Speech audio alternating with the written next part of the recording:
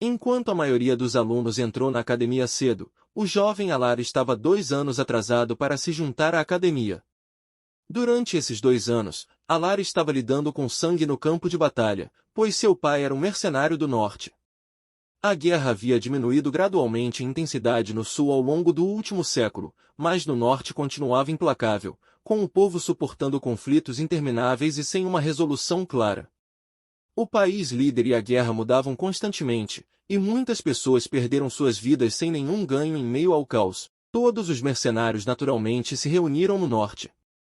O pai de Alar, rei, trabalhava no norte como vice-capitão da Cavalaria Lobo Negro, uma unidade militar bem equipada. Quando Alar tinha 5 anos, ele conheceu Yorg pela primeira vez em sua vida. Os mercenários sempre estavam se movendo de um lugar para outro, e era comum para eles terem novos empregadores nos campos de batalha. Na época, a Cavalaria Lobo Negro estava passando pela zona de amortecimento entre o reino de Filan, onde pequenos conflitos haviam ocorrido por anos, e o mesmo havia acontecido no reino de Gilbar. Durante a marcha, um dos soldados comentou como a área era muito pacífica. Ao ouvir o comentário, Rei gritou com ele, dizendo que estavam lá para investigação, então ele deveria permanecer atento. O homem rapidamente se desculpou quando ouviram o som de pessoas correndo e se prepararam para enfrentar qualquer situação. De repente, um homem velho, que estava sendo perseguido por um grupo, caiu no chão dizendo que não possuía ouro, mas ninguém acreditou nele por causa de sua aparência rica. Rei reconheceu o grupo como mercenários caídos e bandidos, e o soldado comentou que eram quase 30, o que uma única pessoa não conseguiria lidar. Como eles já sabiam que o exército de Gilbar estava implantado à frente, Rei decidiu rapidamente se livrar do grupo para que pudessem continuar a jornada. Ele ordenou que seus soldados avançassem, assim que os bandidos agarraram o velho e sorriram dizendo que ele havia tornado a perseguição muito difícil para eles.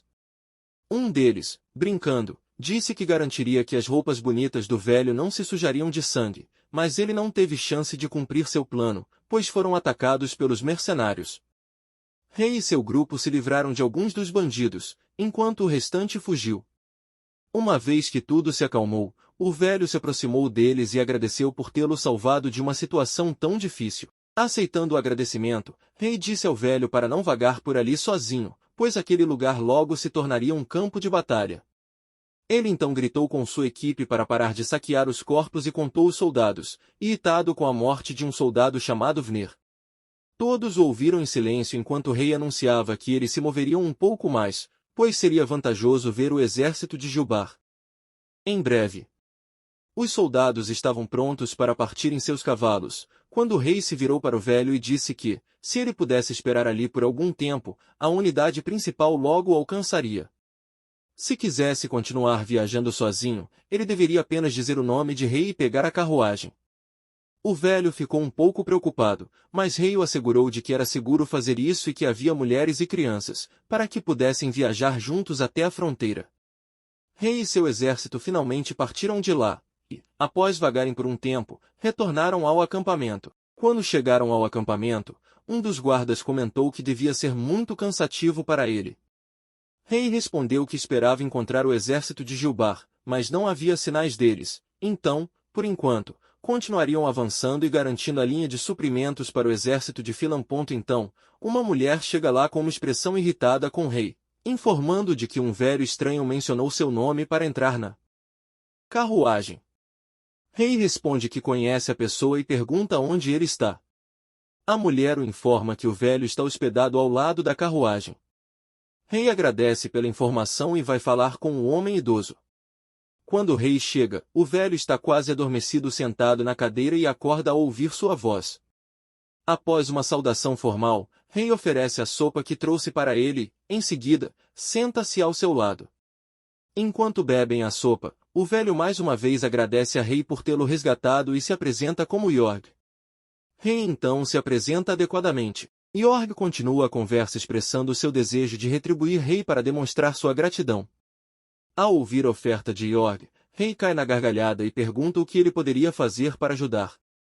Yorg explica que ele pertence ao reino de Gai, uma grande nação do sul, e que é o diretor da Academia de Magia de Norg. Rei continua a rir histericamente com sua explicação, convencido de que o velho está brincando. Ignorando a risada, Jorg continua dizendo que está viajando por vários lugares para encontrar crianças talentosas e que entende se Rei estiver achando difícil acreditar nele.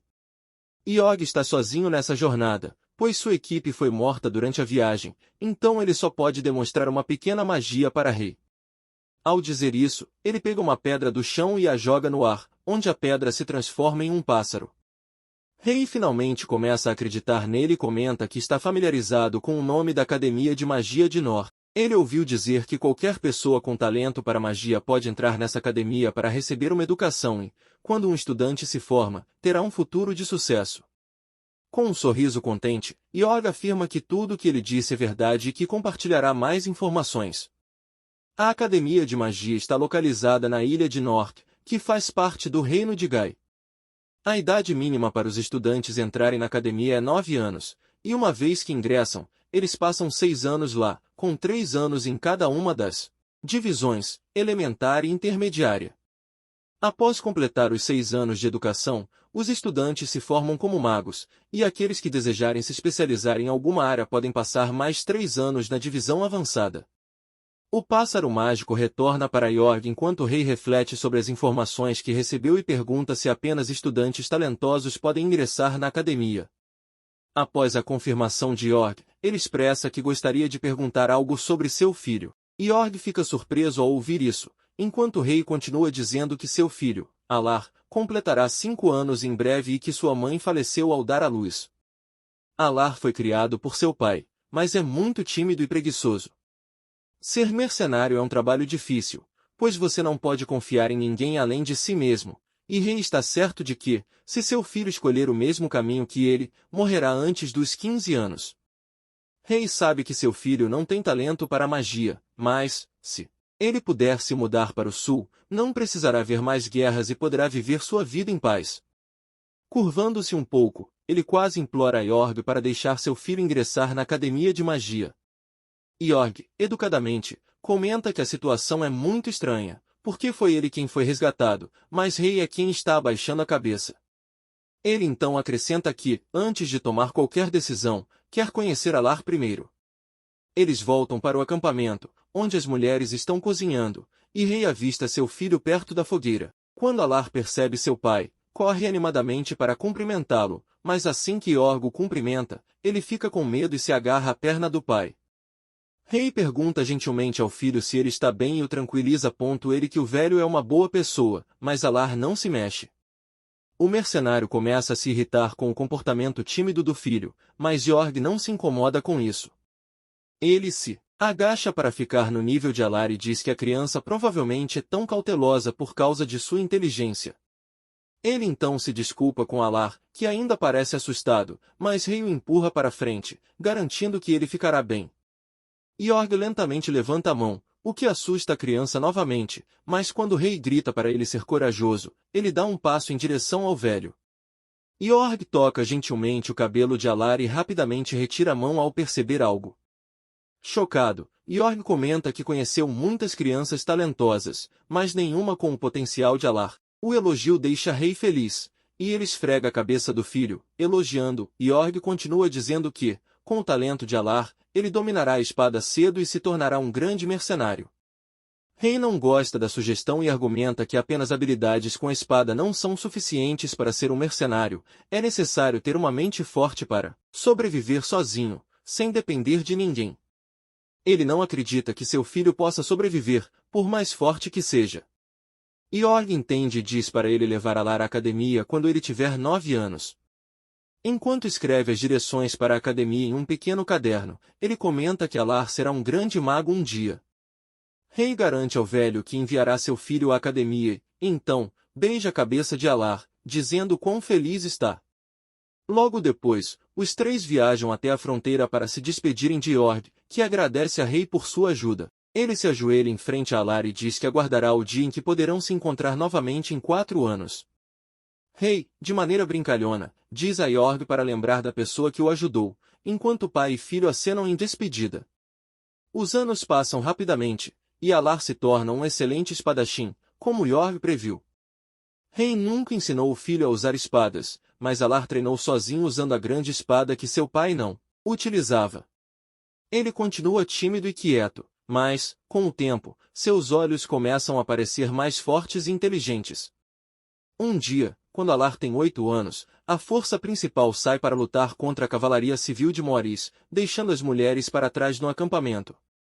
Aproveitando a vulnerabilidade, soldados inimigos atacam o acampamento base, matando 5 pessoas rapidamente. Um dos soldados comenta sobre a falta de defesa do acampamento base com a força principal fora. Seu parceiro concorda, notando que o esforço deles valeu a pena. Nesse momento, uma mulher grita por ajuda, e o soldado grita que não há ninguém para ajudá-la, mas de repente Alar o ataca por trás, cortando a mão que segurava a espada.